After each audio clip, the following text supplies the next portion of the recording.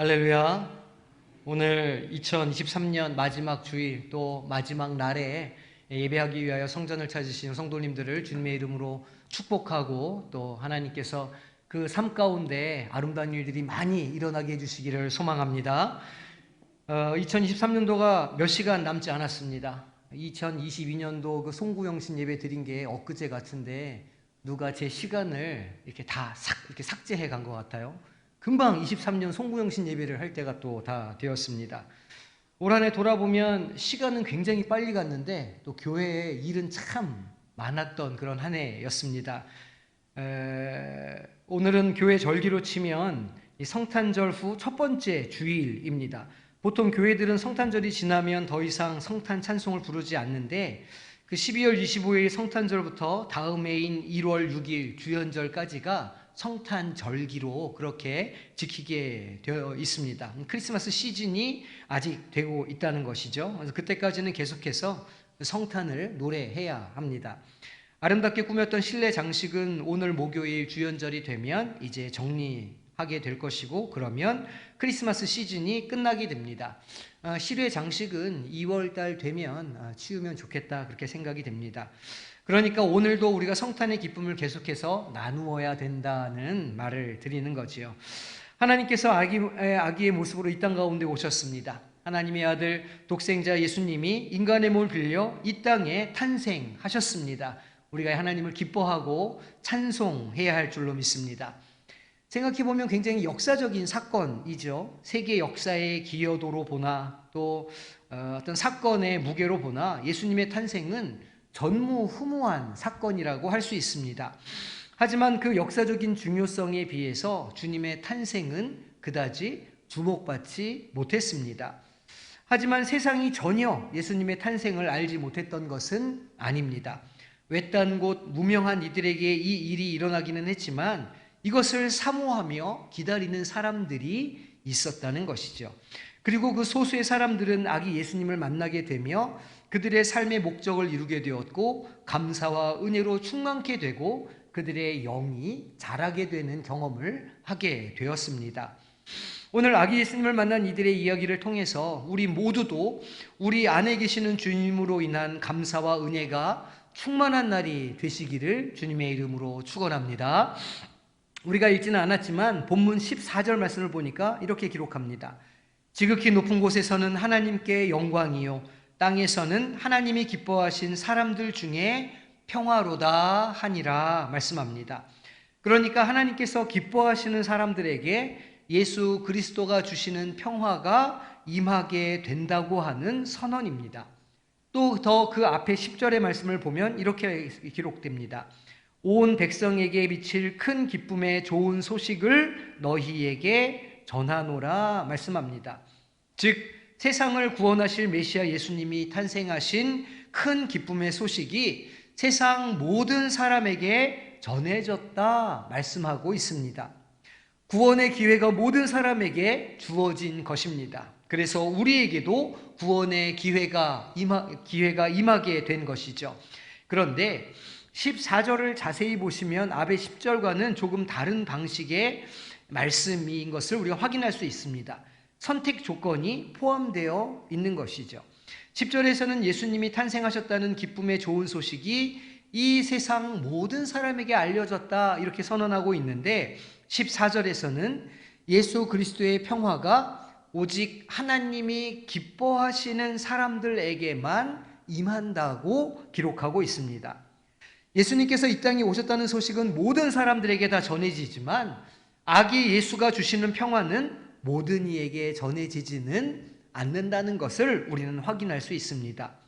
세상 권세를 가진 사람이나 종교 지도자나 부자들이나 학식이 높은 사람이나 혹은 도덕적으로 흠이 없는 그런 자격이 필요한 것은 아닙니다.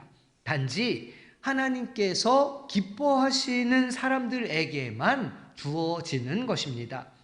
이런 점에서 오늘 예배 자리에 나오신 모든 분들이 한 사람도 빠짐없이 하나님이 기뻐하시는 사람이 되시기를 소망합니다.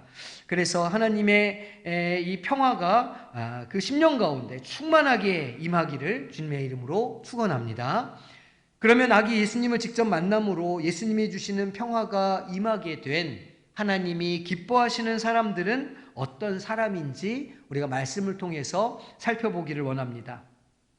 먼저 예수님의 아버지 요셉과 어머니 마리아는 예수님을 당연히 만날 수밖에 없는 관계니까 그 만남에서 제외해야 되겠습니다. 수능에 이런 문제가 좀 어려운 문제죠. 아래 인물들을 역사적인 순서에 따라서 열거하십시오. 그리고 1번, 2번, 3번, 4번 이렇게 하고 역사적인 인물이나 사건을 배열하는 겁니다. 그럼 학생들이 이제 1, 4, 2, 3, 1, 2, 3, 2 뭐 이런 식으로 순서를 배열하는 문제죠. 저도 그렇게 문제를 한번 내보겠습니다. 아래 인물들을 예수를 만난 순서대로 쓰시오. 1번 엘리사벳, 2번 사가랴, 3번 동방박사, 4번 목자들. 눈빛이 왜 이런 고난을 지금 나에게 주느냐 이런 눈빛으로 저를 바라보시네요. 누가복음 1장을 보시면 천사를 통해서 마리아가 아기 예수님이 잉태될 것이라는 수태고지를 받는 장면이 기록되어 있습니다. 이후 마리아가 친척 엘리사벳을 찾아갔을 때 엘리사벳이 마리아 복중에 있는 아기 예수를 알아보고 마리아를 향해서 이렇게 말합니다. 큰 소리로 불러 이르되 여자 중에 내가 복이 있으며 내 태중의 아이도 복이 있도다. 내 주의 어머니가 내게 나아오니 이 어찌 된 일인가 말합니다. 비록 태중의 예수였지만 엘리사벳이 제일 먼저 예수님을 만난 사람이라 할 수 있습니다. 아기 예수가 주시는 평화가 엘리사벳의 가정에 임하게 되었던 것이죠. 두 번째로 아기 예수님을 만난 사람들은 누구일까요? 목자들입니다. 그런데 엄밀하게 말하면 엘리사벳은 마리아 복중에 있는 예수를 알아본 것이니까 사실은 예수님의 부모를 제외하고는 탄생하신 아기 예수를 본 사람은 목자들이 가장 첫 번째 사람들이라 얘기할 수 있습니다. 여하간 오늘 우리가 봉독한 본문은 바로 앞절 8절 이하를 보면 목자들이 양떼를 지키고 있는데 천사가 나타나서 목자들에게 아기 예수의 탄생을 알리게 됩니다. 천사가 이르되 무서워하지 말라. 보라, 내가 온 백성에게 미칠 큰 기쁨의 좋은 소식을 너희에게 전하노라. 오늘 다윗의 동네에 너희를 위하여 구주가 나셨으니 곧 그리스도 주시니라 말합니다.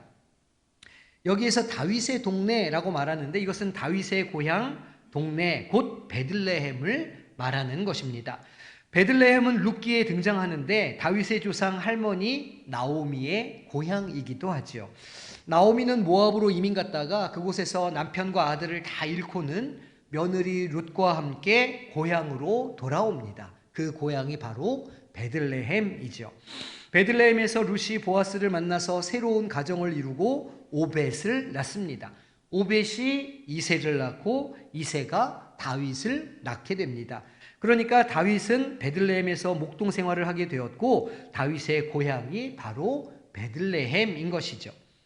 그냥 베들레헴이라고 말해도 될 것인데 굳이 다윗의 동네라 말하는 것은 메시아 예수 그리스도가 구약의 예언대로 유대 정통 왕조인 다윗의 혈통에서 탄생하신다는 것을 강조하기 위해서입니다. 목자들은 천사들이 시킨 대로 아기 예수를 찾아보았고 예수님을 만나게 되었습니다. 그들에게도 아기 예수가 주시는 평화가 임하게 되었습니다. 양떼를 지키는 목자들이 바로 하나님이 기뻐하시는 사람들이었습니다. 우리는 성경에 등장하는 목자들을 생각할 때 어느 정도 환상에 빠지게 됩니다. 목가적이고 무엇인가 자연 속에서 아름다운 상상을 우리가 하게 된다는 것이죠. 주로 그림이나 사진에 등장하는 목자만 보았기 때문입니다. 사실 이스라엘은 그 민족의 시작부터 유목 생활을 하는 민족이었습니다. 이스라엘의 성군인 다윗이 바로 목동 출신이었고 자신의 목동의 경험을 시편에서 많이 표현하고 있기도 하죠. 우리가 너무나 잘 알고 있는 시편 23편에 여호와는 나의 목자시니 내게 부족함이 없다고 하는 이 시편의 말씀도 양과 목자의 관계를 노래한 시편이기도 합니다.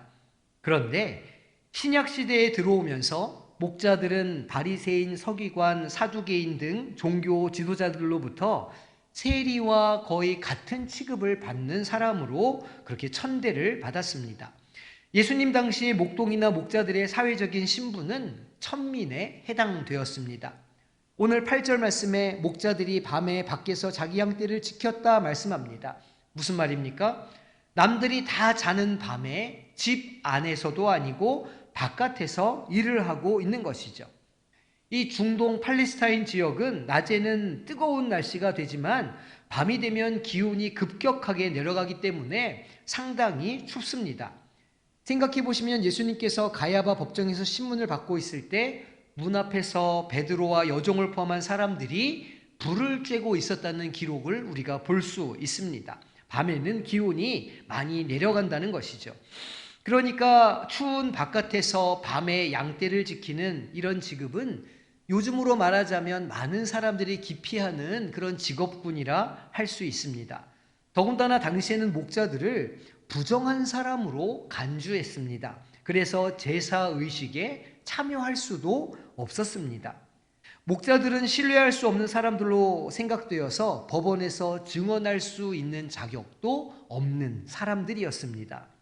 한마디로 말하면 목자들은 사회에서 멸시와 천대, 냉대를 받는 사람들이었죠. 사람 대접을 제대로 받지 못했다는 말입니다. 이런 사람들에게 천사들이 예수님의 탄생을 제일 먼저 알렸다는 사실입니다. 하나님의 아들 예수 그리스도를 잉태한 마리아도 그 아기의 탄생을 제일 처음 알게 된 목자들도 무명하며 무용한 자들이었습니다. 이것은 하나님의 일하시는 방법을 선명하게 보여줍니다. 하나님을 믿는 이들이 세상을 어떻게 대해야 하는지에 대한 가이드라인을 제공하는 것이죠. 하나님은 세상 권세로 일하시지 않습니다. 하나님은 세상 물질로 일하시지도 않으십니다. 하나님의 나라는 세상이 작동하는 방식과 전혀 다른 방식으로 이루어져 갑니다. 이 얼마나 우리에게 희망을 던져주는 말씀입니까? 당시 헤롯 왕과 종교 지도자들에게는 알리지 않고 제일 먼저 천민인 목자들에게 왕이신 아기 예수님의 탄생 소식을 전하고 그들을 통해서 하나님의 말씀과 복음이 증거되도록 하시는 겁니다. 무명이며 무용한 이들, 그러나 주어진 삶의 자리를 묵묵히 감내하며 하나님의 나라를 꿈꾸던 이들, 그들에게 복음이 제일 먼저 들려졌다는 것입니다. 성도님들의 삶은 어떠십니까? 세상의 기준과 세상의 시각으로 보기에 좀 괜찮은 삶을 살고 계십니까? 아니면 그 기준에 한참 모자라서 늘 마음이 고독하고 자신감이 없고 두려움이 한가득인 삶을 살고 계십니까? 하나님의 역사는 바로 그런 낮은 이들의 삶 속에 침투합니다. 세상에 내놓기 부끄러운 인생에 어쩌면 비웃음을 살지도 모르는 그런 모습에 은혜가 침투하고 그 견고한 세상의 시간을 쪼개며 들어옵니다. 2000년 전 목자들에게 전해졌던 기쁨의 좋은 소식이 오늘 무명하며 무용한 우리에게 전해질 줄로 믿으시기를 바랍니다. 바로 그런 사람들이 하나님이 기뻐하시는 사람들이며 예수 그리스도의 평화가 그 심령 속의 삶 속에 임하게 되는 것입니다. 또한 하나님의 나라는 그들 안에서 자라가게 될 것입니다. 목자 다음으로 아기 예수님을 만난 사람들이 누구일까요? 그 다음은 동방 박사들입니다. 마태복음 2장을 보면 멀리서 별을 보고 아기 예수를 찾아온 동방의 박사들 이야기가 기록되어 있습니다. 그런데 우리가 알고 있는 동방 박사에 관련한 상식이 있는데 그것은 동방 박사가 몇 명일까요? 3명이라고 하는 상식입니다. 하지만 이 동방 박사들이 황금과 유향과 모략 3개의 선물을 바쳤다고 해서 3사람일 것이라는 확실한 증거는 없습니다. 그래서 예전 통일 찬송가에서는 동방 박사 3사람 이렇게 가사를 붙였는데 바뀐 새 찬송가에서는 동방에서 박사들로 바꾸게 되었습니다. 여하간 동방 박사들이 몇 명인지는 모르지만 아기 예수님을 찾아왔습니다. 동방 박사들은 아마도 지금의 이란, 이라크 지역에서 왔을 것으로 생각됩니다. 이 동방의 박사들은 오로지 별의 인도를 따라 베들레헴까지 온 사람들이었습니다. 만약 이들이 페르시아, 지금의 이란으로부터 왔다면 그 거리는 굉장히 멉니다. 그 여정에는 사막도 있고 산도 있고 유프라테스, 티그리스 강도 있습니다. 수개월은 좋게 걸리는 거리죠. 교통시설이 발달하지 않은 그 당시에 그 먼 거리를 달려왔다는 사실은 이들이 얼마나 열심히 있는 자들이며 그 구세주의 탄생을 사모했는 사람들인지를 보여줍니다. 결국 동방박사들은 그토록 만나기 원했던 유대인의 왕으로 오신 아기 예수님을 만나 뵙게 되었고 아기께 무릎을 꿇고 절했습니다. 그리고 그들이 가지고 온 보배합을 열어서 황금과 유향과 몰약을 예물로 드렸던 것입니다. 박사들은 왕으로 오신 아기 예수님께 경배하기 위해서 실은 자신의 모든 것을 내려놓은 사람들이었습니다. 머나먼 길을 오고 가는 목숨을 건 위험을 감내했습니다. 자신의 모든 것, 시간과 건강과 지식과 소유를 주님께 드렸습니다. 성탄 시즌을 보내며 아기 예수를 맞이하는 우리의 모습도 그래야 합니다. 주님을 경배하기 위해서 자신의 모든 것을 포기하고 심지어는 생명까지도 아끼지 아니하는 충성스러운 주님의 종들이 되어야 할 줄로 믿습니다. 바로 이런 사람들에게 하나님이 기뻐하시는 사람들이며 아기 예수가 주시는 평화가 임하게 될 줄로 믿으시기를 바랍니다. 그런데 이 별을 보고 아기 예수를 찾아온 동방박사들은 이방인들이었습니다. 유대인들은 이방인을 개처럼 취급하죠. 유대인들은 하나님의 선민으로서의 자부심을 가지고 있었습니다. 그런데 그토록 기다리던 메시아가 하나님의 선민에게 나타나기 전에 자신들이 개처럼 취급하던 이방인에게 먼저 보이셨다는 것입니다. 유대인들의 선민으로서의 자존심이 여지없이 무너지는 사건입니다. 하나님이 기뻐하시는 사람들 중에 이방인 동방박사들이 포함된 것이죠. 우리도 마찬가지로 동방박사들처럼 이방인들 아닙니까? 하지만 오늘 말씀을 통해서 이방인인 우리도 하나님이 기뻐하시는 사람 중에 포함된 줄로 믿으시기를 바랍니다. 그러니까 우리에게도 예수 그리스도의 평화가 임하게 되었습니다.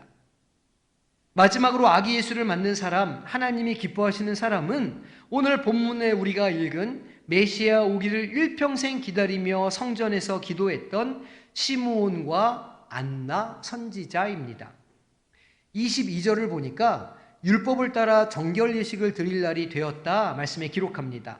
이 레위기 12장을 보면 산모가 남자 아이를 낳으면 7일 동안 부정하고 8일째 되는 날에는 아기에게 할례를 베풀게 되어 있습니다. 그리고 33일을 채워서 모두 40일을 지내야 정결한 것으로 인정받아서 성전에 나와 정결 제사를 드릴 수가 있었습니다. 그러니까 출산한 지 40일 전에는 바깥 출입을 할 수 없었다는 말입니다. 요셉과 마리아가 정결 예식에 따라 제물을 바치려고 아기 예수를 40일이 지난 후에 성전에 들어갔는데 그때 시므온이라는 사람이 그곳에 있었습니다. 25절을 보니까 시므온이 어떤 사람인지를 설명합니다. 예루살렘에 시므온이라는 사람이 있으니 이 사람은 의롭고 경건하여 이스라엘의 위로를 기다리는 자라. 성령이 그 위에 계시더라 말합니다. 의롭고 경건한 사람, 이스라엘의 위로를 기다리는 사람, 성령이 그 위에 계시는 사람이라 묘사됩니다. 의롭다는 것은 하나님의 율법과 규례, 또 사회와 나라의 법과 질서를 그대로 지킨다는 뜻입니다. 경건하다는 것은 세상과 구별된다는 뜻입니다. 시므온은 세상에 물들지 않고 모든 예배와 기도 시간에 참석할 뿐만 아니라 세상 사람들과는 다른 구별된 삶을 사는 사람이었던 것입니다. 그리고 그는 이스라엘의 위로, 즉 구원주 메시아를 기다리고 있었습니다. 항상 소망 가운데 살아왔다는 말입니다. 그리고 시므온에게 무엇보다 특별한 것은 성령이 그 위에 계셨다 말씀합니다. 성령 충만한 삶을 살았다는 것이죠. 당시 유대인들은 유대인 혈통이기만 하면 메시아가 오실 때 모두가 구원받는다고 생각했습니다. 하지만 시므온은 달랐습니다. 시므온은 유대인이라고 하는 혈통과 상관없이 메시아를 기다리는 사람은 경건하고 성령 충만한 삶을 살아야 한다고 생각하고 그 생각대로 평생을 살았던 사람입니다. 오늘도 마찬가지라 할 수 있죠. 똑같이 교회를 다니고 똑같이 예배를 드리지만 두 종류의 사람들이 있다고 할 수 있습니다. 한 부류는 그냥 교회를 다니는 사람들입니다. 명목상의 그리스도인들이죠. 이 사람들은 마치 혈통만 유대인이면 자동적으로 메시아가 오실 때 구원받는다고 생각하는 유대인들처럼 그냥 이렇게 천국에만 가면 된다고 생각하고 이 땅에서 의롭고 경건한 삶을 살려고 노력하지 않는 사람들입니다.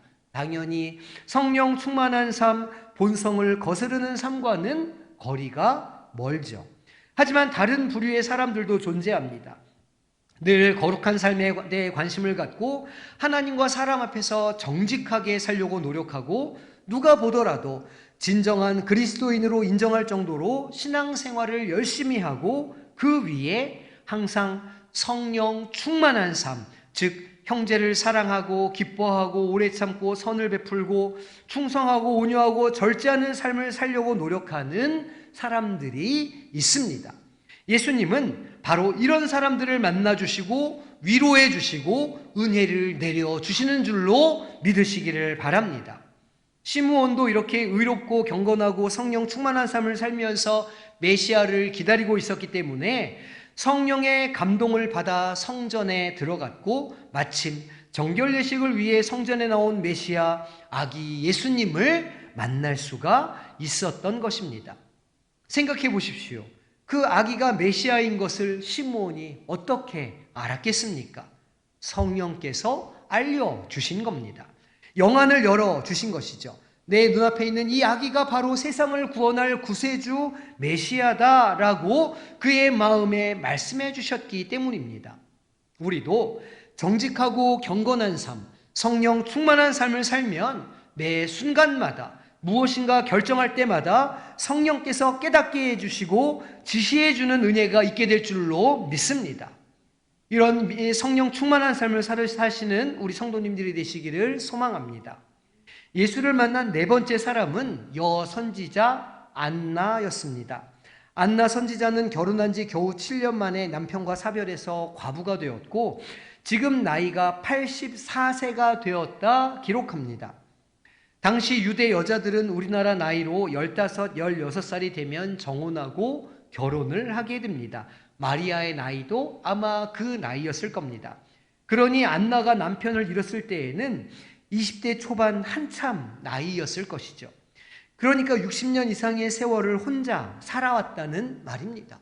뿐만 아니라 그 긴 시간을 선지자로서 성전을 떠나지 아니하고 밤낮 금식하며 기도하는 사람이었습니다.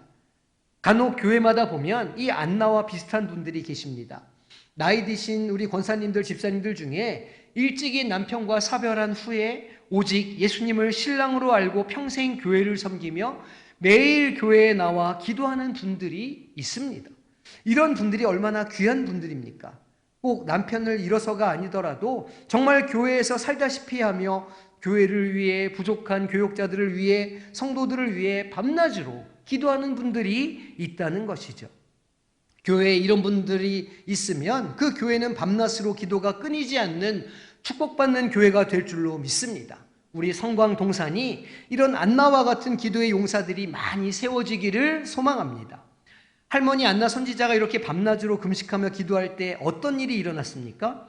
마침 이때에 나와서 하나님께 감사하고 마침 이때 나오게 되는 은혜를 입었습니다. 바로 자신이 그토록 기다리던 메시아 아기 예수가 성전에 나온 때 시므온이 아기 예수를 안고 찬송했던 바로 그때를 말합니다. 이렇게 기도하는 사람은 하나님의 때를 인내하며 사모하는 사람입니다.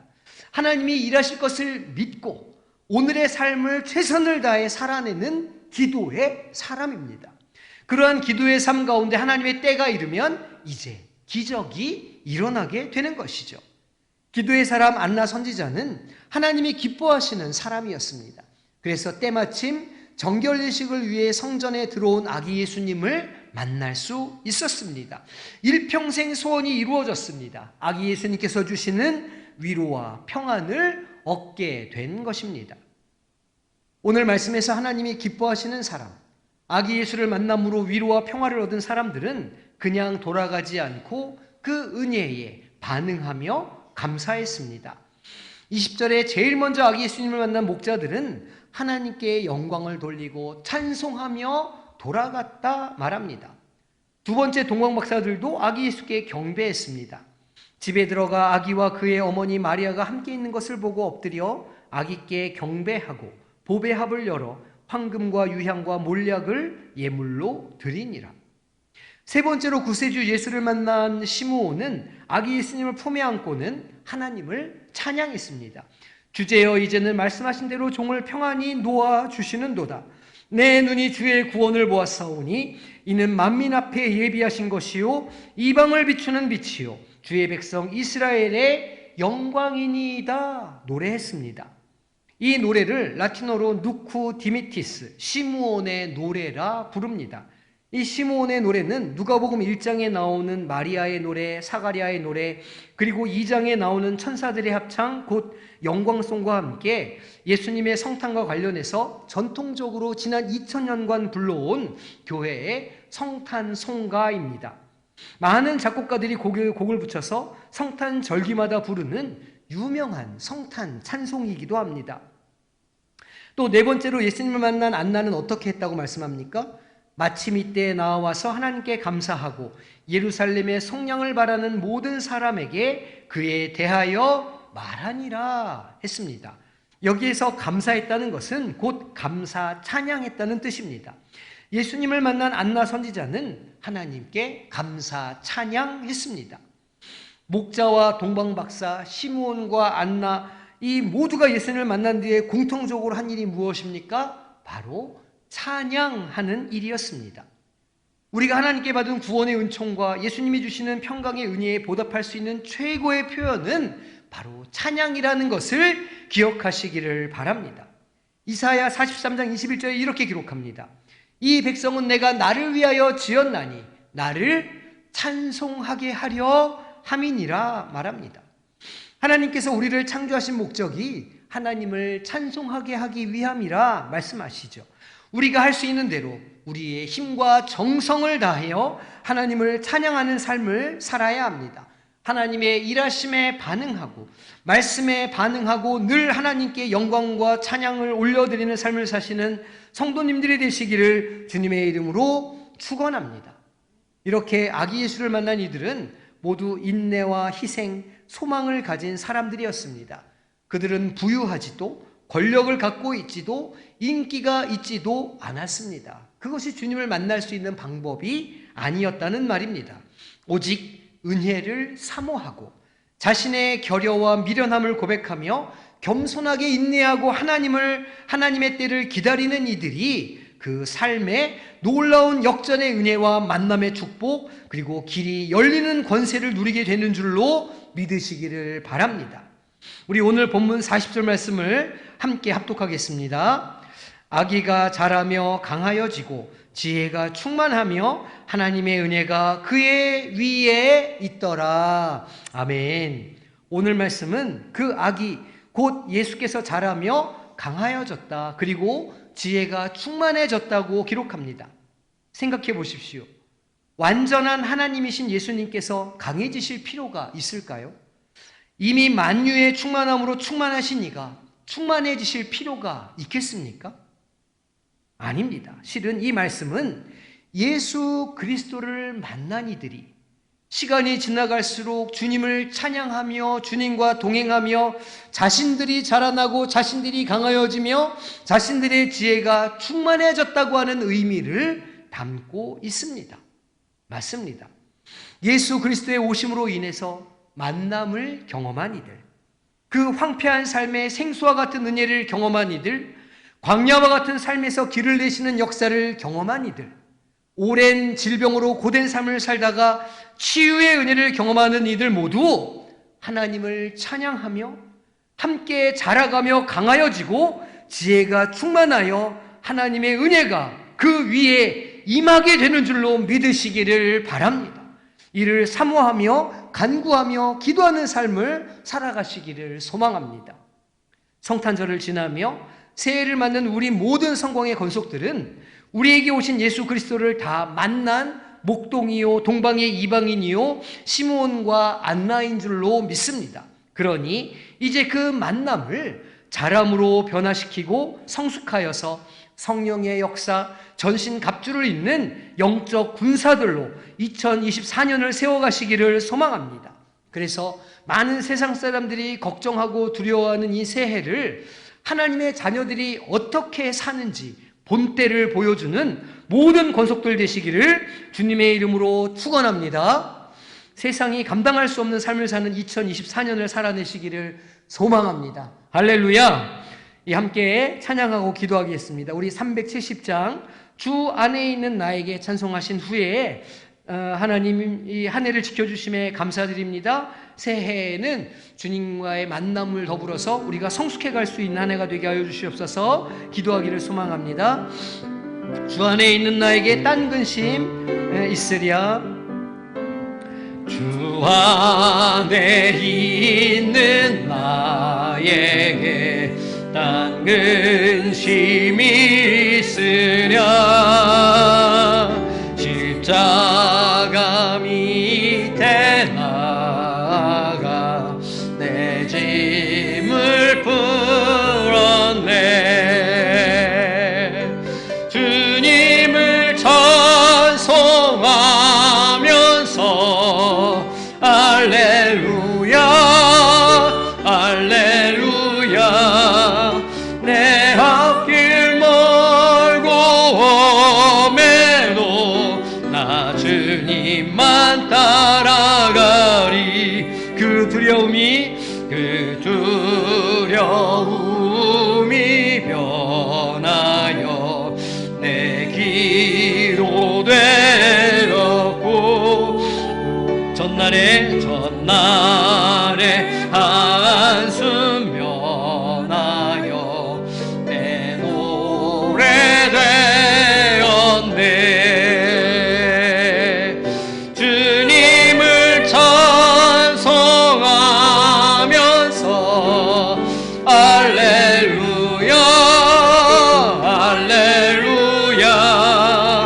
내 앞길 멀고 험해도 나 주님만 따라가리. 내 주는 자비하셔서 내 주는 자비하셔서 늘 함께 계시고 아멘. 내 궁핍함을 아시고 늘 채워주시네.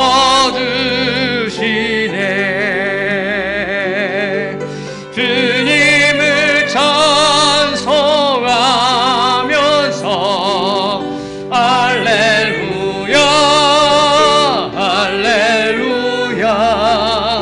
내 앞길 멀고 험해도 나 주님만 따라가리.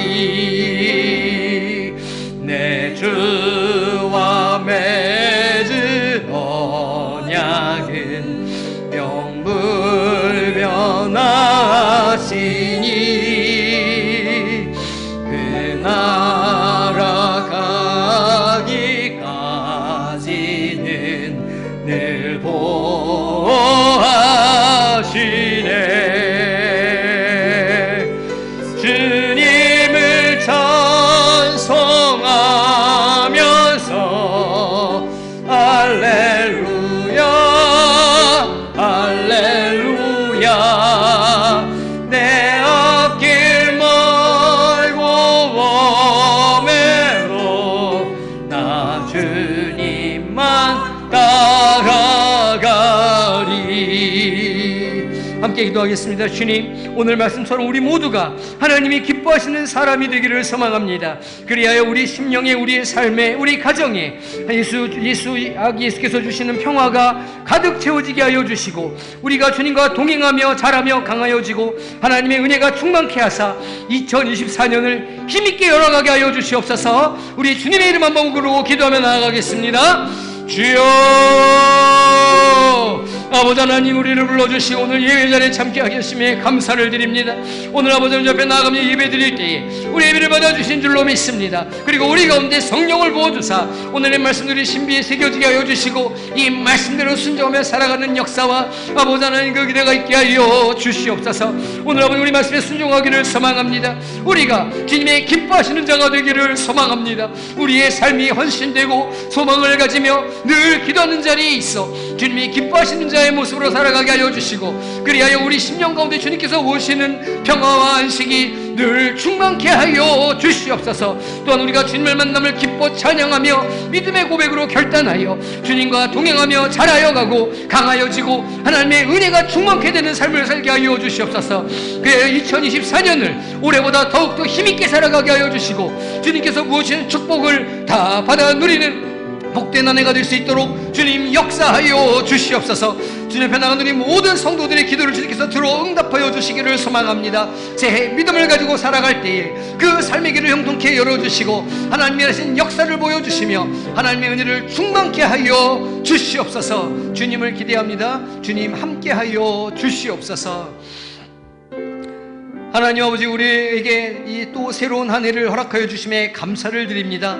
지난 한 해를 우리가 돌아볼 때에 하나님의 은혜가 아닌 것이 하나도 없음을 고백합니다. 이제 새로운 한 해를 열어갈 때에 오늘의 말씀처럼 우리가 하나님 기뻐하시는 사람이 되기를 소망합니다. 우리가 인내하고 기대하며 아버지 하나님 겸손한 마음으로 주님 앞에 기도하며 나아갈 때에 우리 안에 주님께서 예배해 주신 기쁨의 복을 더하여 주시옵소서. 또한 우리의 신앙이 주님과 함께 동행하며 자라가는 한 해가 되게 하여 주사 강하여 은혜가 충만하여지고 그리하여 세상이 감당할 수 없는 믿음의 사람들로 세워져 나갈 수 있도록 주님 축복하여 주시옵소서. 지금은 왕으로 오신 우리 구주 예수 그리스도의 은혜와 성부 하나님의 다음이 없는 사랑하심과 성령의 동행하시고 위로하시며 충만케 하시는 역사하심이 아기 예수를 만남으로 주님 주시는 평화를 누리며 자라가기로 결단하는 사랑하는 주의 자녀들 머리 위에와 은혜로 주신 가족 식구들과 주님께서 세우신 성광교회 위에 또 속한 권속들의 삶과 수고하는 생업 가운데 이 민족 위에 이제와 영원토록 함께 하시기를 간절히 축원하옵나이다. 아멘.